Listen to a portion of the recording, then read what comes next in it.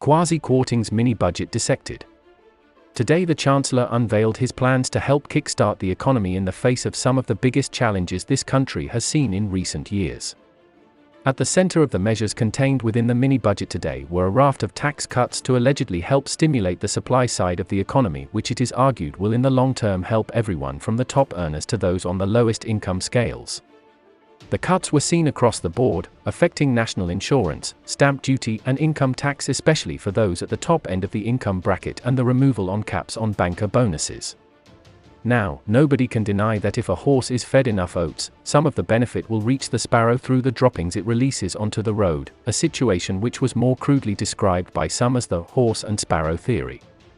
Similarly, if those at the top of the income and wealth hierarchy are asked to pay less, then some benefit will inevitably be passed down to others through factors such as lower prices due to price competition associated with new suppliers joining the market and the hiring associated with such developments. But as the metaphor aptly suggests, is this the most appropriate and efficient way to benefit those outside the elite club of members, which is made up of big lobbying businesses and those in politics who seek to serve them at the exclusion of the wider, less connected society? This approach to achieving prosperity is better known as supply-side economics and is based on the notion that if the path is cleared for those which supply goods and services, then the benefit will accrue to all. It will supposedly mean that demand will follow as a result and the economic cycle will flourish.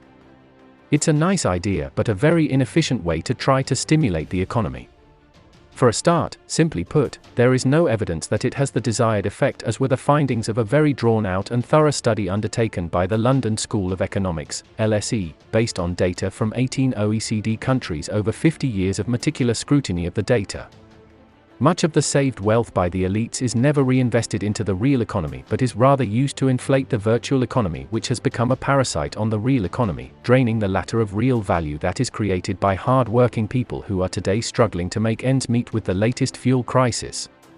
Even the fuel market, since it was privatized in the early 1980s by an extreme proponent of this supply-side approach, namely Conservative Prime Minister Margaret Thatcher, has been used to line up the pockets of the cartels, especially those in the wholesale market, and this has continued under Liz Truss, who refuses to impose a windfall tax on the producers, justifying her objections on such fallacious grounds as it will deter investment. Once needs go no further than new proposals in the EU context where changes are afoot which are designed to give the impression of a price cap on the wholesale producers of electricity, only to continue allowing auctions to set higher prices amongst wholesalers and for the state to receive the difference between the capped prices and the higher auction prices set between wholesale producers, and passing that as a subsidy to suppliers in the retail market who are often part of the same company. Then, to add further insult, the state will subsidize end users with new funds raised through taxes and borrowing rather than using the aforementioned funds for the benefit of end users like us. Such are the elaborate schemes designed to obfuscate the collusion between big business and their political backers, who masquerade as politicians elected to look after their constituents. Those on the left of the political spectrum claim to be different and argue that it is demand that needs to be helped along by increasing disposable income for those less well off, who are much more likely to spend a larger part of their incomes on consumption, and this is much more efficient and conducive to helping the entire economy. The approach has sometimes been called bottom-up economics and is built on the premise that if you help to build demand, then supply will react to meet the demand, and that is better for all. Closer scrutiny discovers that these parties are still beholden to big business and have therefore quite rightly attracted the label of the controlled opposition for this reason. This tussle between these seemingly opposed perspectives, despite being similar under the surface, dominates the discourse in the West. This is the challenge that the Islamic economy is uniquely positioned to meet with its unique and flawless design, which puts distribution of wealth at the core of its structuring. That is not to say that it claws profits from one section of society to help the other, as is understood from similar terms used in the current discourse, such as redistribution. The entire system removes the mechanisms that allow one faction of society to lock away wealth from wider distribution, mechanisms that are so ubiquitous within the capitalist system.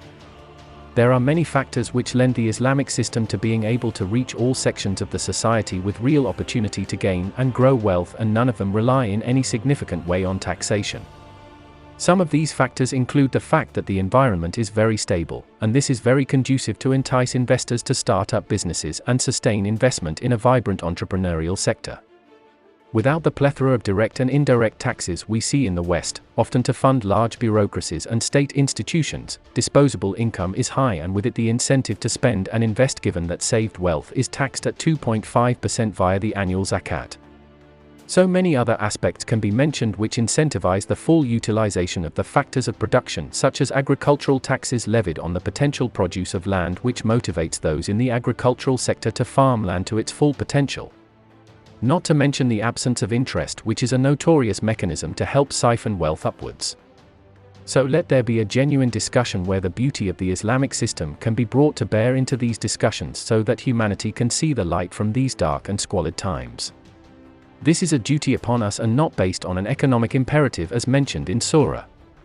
Al-Anfal verse 24 in TMQ.